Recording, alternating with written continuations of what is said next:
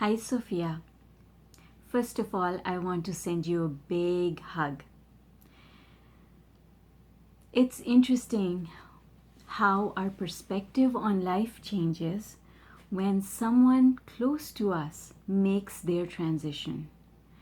So, I know a couple of months ago, earlier this year, I shared about someone at work who made their transition at a very young age. And so, one of the things is, well, there's so many things, but one of the things is, I want you to know it's okay to grieve. You have to grieve because grieving and venting that emotion is part of life. It's part of the way law of attraction works. It's that contrast that makes you value the time that you've spent together with the person who's made their transition. And it is also that contrast that makes you value other people in your life. It is that contrast that makes you value the time that you have and the things that you want to do with the people that you love. So that contrast is part of life, and it's okay to feel the grief. In fact, if you brush that grief under the carpet and you refuse to feel it, then you're really leaving that vibration in that very low place. And that's not helpful. It's not helpful to anyone, least of all yourself. So, grieving and taking the time for that momentum of the grief to subside is really important. And that's why they say, even those people who don't understand law of attraction say it will get better with time.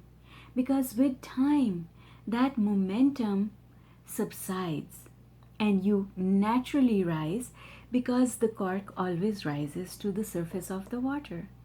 So it doesn't matter who it is that you're missing in that manner, because whether they're your child, your parent, a sibling, a friend, it doesn't matter, because life goes on after a certain period of time.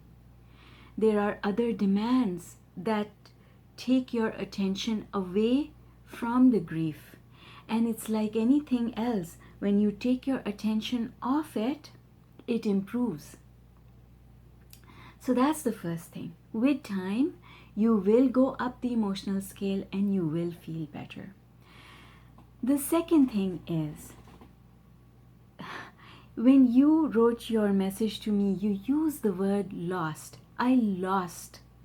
So that feeling of loss. And when something is lost, that's not a good feeling. And it's something that we've learned from society.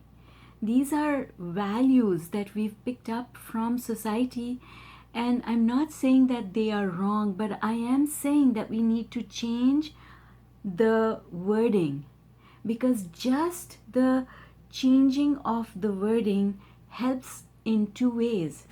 First, it makes you feel better, and secondly, it helps you reconnect with your friend where they are now.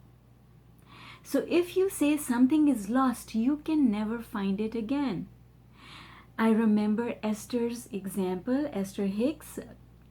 Abraham talks about this all the time, that she had this beautiful pen that Jerry had given to her as a gift, and she lost it, or she thought she lost it. She looked everywhere for it and she couldn't find it. For over 2 years, the pen was lost. And then one day, when she had given up looking for it and accepted the fact that it was lost, so she was not focused on the loss anymore. She had moved on. And that's when she went into a handbag and the pen was in that handbag. It had always been there and she had looked for it in that handbag. However, she was not able to find it, and that's because the vibration of loss is so different from the vibration of having. The two vibrations cannot meet. So a better word, and that's why from Abraham I have learned to use the word transition, because I do not want to use the word death, because death has so many negative connotations attached to it. Loss has so many negative connotations attached to it. So I use the word transition with everybody, whether they are understanding of law of attraction or not. So understand this one thing. You know the process of manifestation?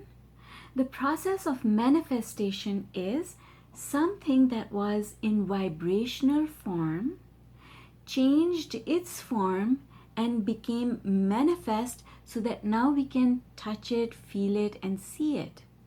It's a change of the form, just like water becomes steam and then becomes water again. Water changes form, right? So souls or non-physical entities become manifest in physical bodies, and then they go back to being non-physical, and their physical remains, the physical body, also degenerates. In fact, I remember once Abraham was saying that the earth and everything on it is being recycled again and again and again, because matter, that's what we are made of, our bodies are made of, everything in this world is made of. Matter can only change form. Matter never goes away. Matter is a form of energy. Energy never goes away. It can only change form.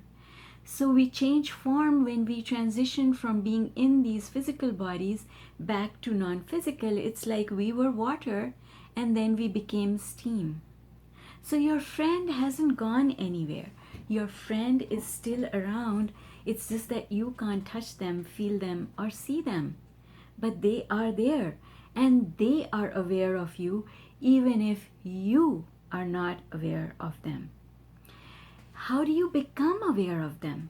Well, it starts with letting go of the feeling of loss and understanding that we never lose anything, because everything is always there for our having.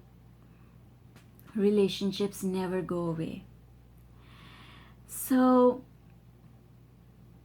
grieve, take the time to allow yourself to feel that contrast. Value that contrast and get the gifts that are coming from that, because when you feel that contrast, you are giving birth to more desires, new desires. And when this negative momentum subsides, those desires that you've put into the vortex will start calling you. So, my dear, I send you a lot of love, and I hope that you will feel better. In fact, I don't have to hope, because I know you will feel better. And I'm here for you. If you want to talk to me or you have another question about this, I'll be happy to help you along. So with that, I'm going to close for tonight, and I hope that I'll reconnect with you in the forum tomorrow. Bye for now.